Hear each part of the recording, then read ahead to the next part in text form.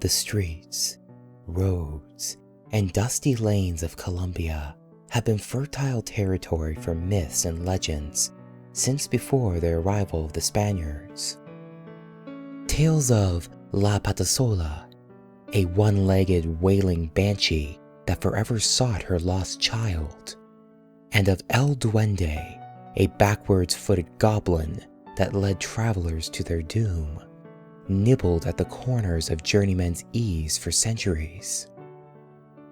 Although these stories mainly troubled those living in or passing through rural areas, the growth of cities brought with it a new breed of urban legend, rooted in the primal distrust we still harbor, somewhere deep inside of modern technology. An example of this is the phantom bus that allegedly roams the city's streets at night.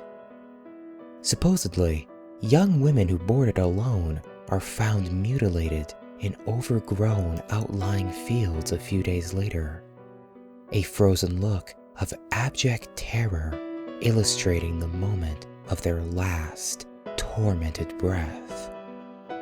That being said, given that you are certainly not a young woman, well, at least not the last time you checked, and that it's 5:30 on a Tuesday afternoon, phantom buses and handicapped gremlins are the last thing on your mind.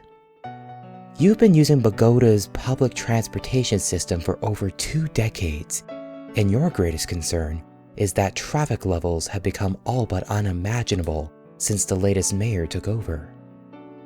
However, home is about 80 blocks away, so your only choice is to wait until the right bus comes along.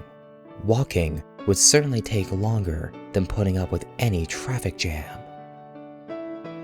When the bus displaying the route sign you're hoping for shows up, its advertised fare is 200 pesos lower than the standard going rate these days. This usually indicates that the vehicle in question is older and a bit more uncomfortable than most. But no bus rider in the history of the city has ever given a damn about that. Folks that consider themselves richer or above this mode of transportation pay 7 times as much to get around by cab, and statistically expose themselves to a higher chance of being mugged or robbed. Hey, more power to them, right? Never one to avoid seeking further discounts, you ask the wizened driver if he'll let you on for 1,000. The wrinkled, musty-looking man's eyes never leave the road as he silently takes your bill and slides it in the purse hanging from the bony gear stick.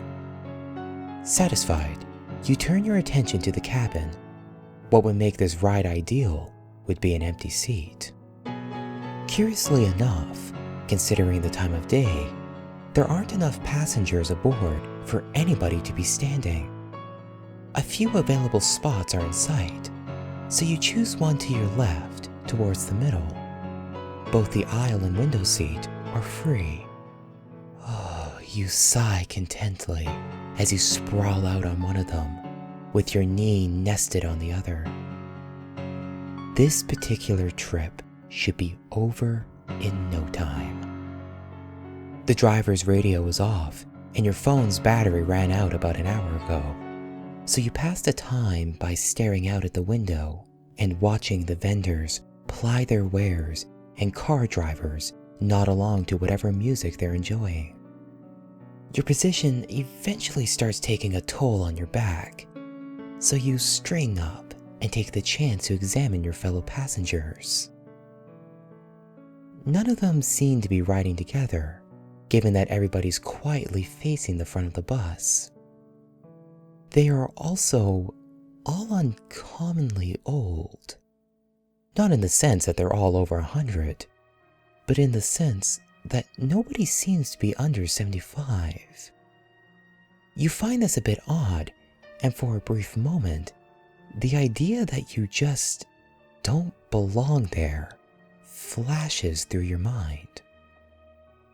It's a silly thought, but combined with the bus's particularly strong although not necessarily a typical smell of must and metal, it makes you look forward to the end of the trip. Nevertheless, as there are 30 or 40 blocks to go, you look out the window again. You zone out and let your mind go where it will for a while. The sight of Pacho's Bakery pulls you out of your reverie 20 minutes later. You get up and make your way past your silent companions to the rear exit, where you hunt for the little silver button that will let the driver know that you've reached your stop. As you spot it above the door, you realize that nobody's boarded or left the vehicle since you got on, which is particularly weird for rush hour. Shrugging it off as a weird coincidence, you press down on the button and grab onto the... You were sitting in your seat, facing the front of the bus.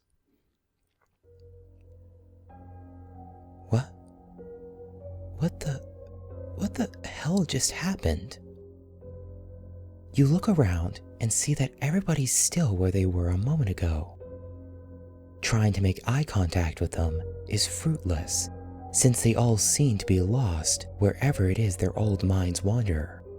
The thought of saying something runs through your head, but you decide against it. What would you say anyway? You were probably so zoned out that you simply imagined getting up to ring the driver's bell. Yeah, that's probably it. Your daydreams are occasionally so vivid that leaving them is downright startling. Besides, you're already 2 blocks past your stop. Call it a weird thing that happened on your way home or whatever. But for now, you should just get off the bus. There's no point in having to walk back too far. You once again get off your seat and head for the rear exit, somewhat unnerved by the other passengers' stoic disinterest in everything around them. There's the button, right where you remember it. Except that you can't remember it, of course, since you've never actually been back here. You probably saw it when you got on. After grabbing onto the guardrail, these bastards occasionally decide to stop on a dime when you ring. You look towards the driver, put your thumb on the button, and you were sitting on your seat, facing the front of the bus. A piercing chill runs down your spine, and instead of fading away, it spreads through every one of your extremities. It's not a shift in body or ambient temperature. It's the chill you feel when suddenly consumed by the level of fear that slightly precedes terror. Something really messed up is going on here. You don't know what it is, but you want out. You don't want to be here anymore. A feeling of bitter solitude is now gnawing at your mind. Whatever these people around you are thinking, they clearly don't give a damn about what's going on with you. Therefore, you once again decide to avoid saying anything and simply lift yourself off the seat, not processing the fact that you did it with less agility than should have been the case. All you want to do right now is get off the bus. Besides, it's already advanced more than 10 blocks past your street, which suddenly feels like a distastefully long distance to walk. This is all secondary to the point at hand, however. You have to get off this damn thing. As you make your way back, an old lady in the back row looks up at you.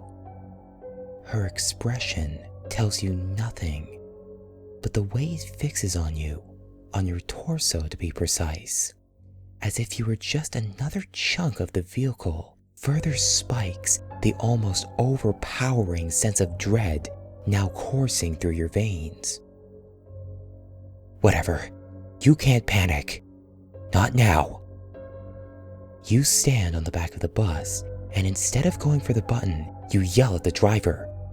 You yell at him to stop, to let you off, that you've already rung twice, but nothing comes of it. You curse at him, tell him what he'll die of, and wish great evil upon his kin. But the door remains unmoved.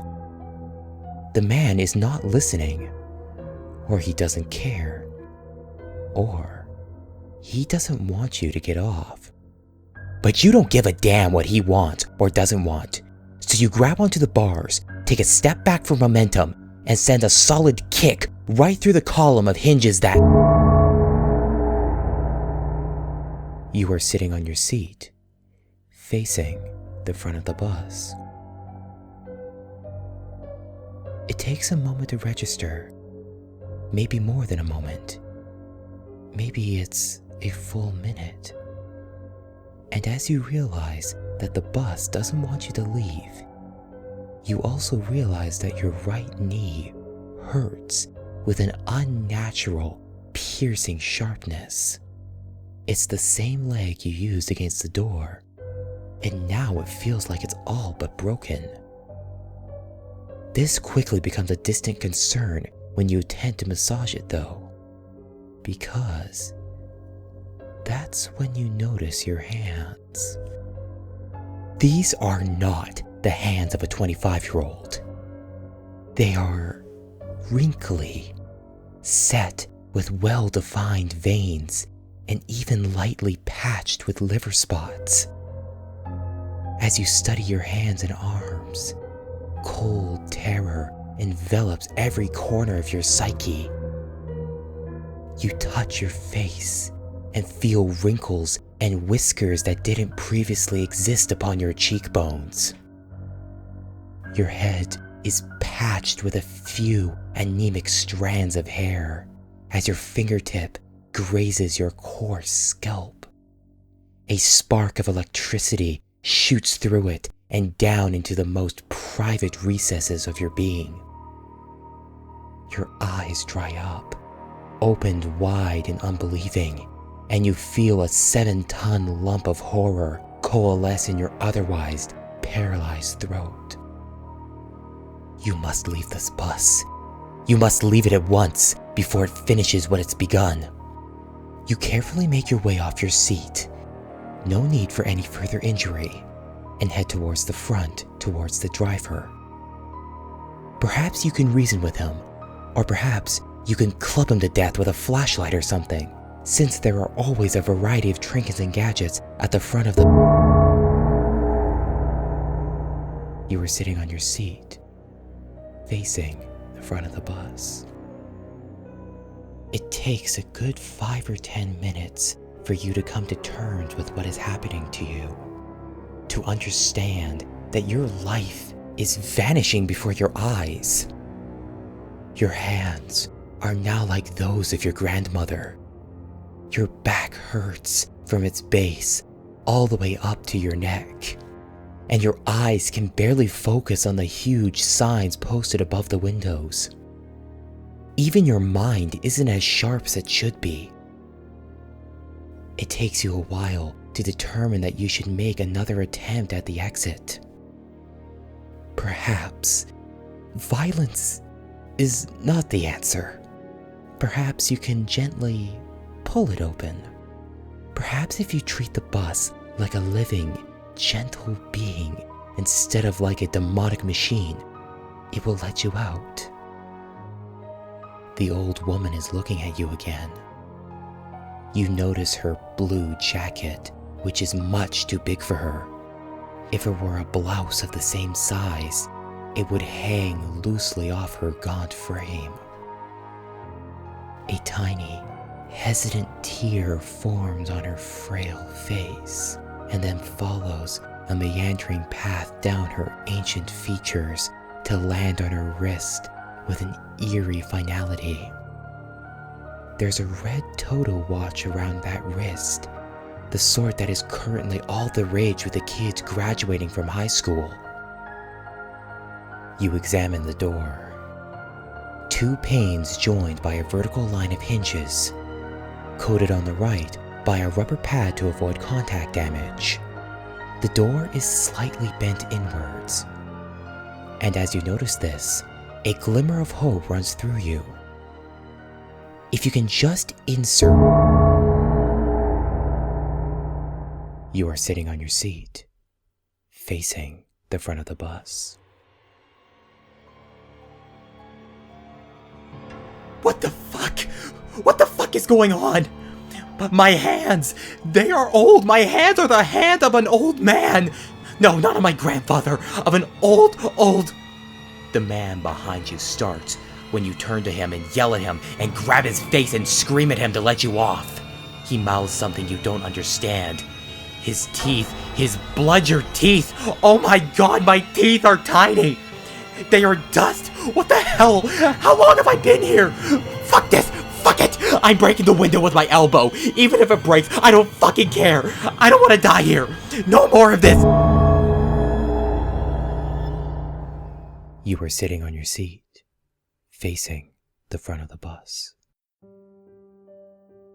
After a long time, you glance down at your hands. They are the gnarled, rheumatic, blood-splattered claws of a hag that's seen more than one generation's share of horrors. A hag? No, a hag ain't the right word. A hag is a woman, right? At least so it was like in Mother's stories. Like those of La Patasola. Your knee still hurts, but not as much as your elbow. It feels like it's shattered. Ah, yes. Bus. You must get off it. You know you must get off it now. You do not remember why you must, but it is imperative that you do. It's urgent. It was urgent. You are so tired. You try to lift yourself off the seat, but your knee buckles under your weight. It is by chance that you fall back on the bench. You must get off the bus. You remember these buses. They used to take you to work. You steady yourself on the bench. You will try to get off the bus. But in a moment, you must rest. You must rest. The bus can wait. You are sitting on your seat, facing the front of the bus. You were sitting on your seat, facing the front of the bus.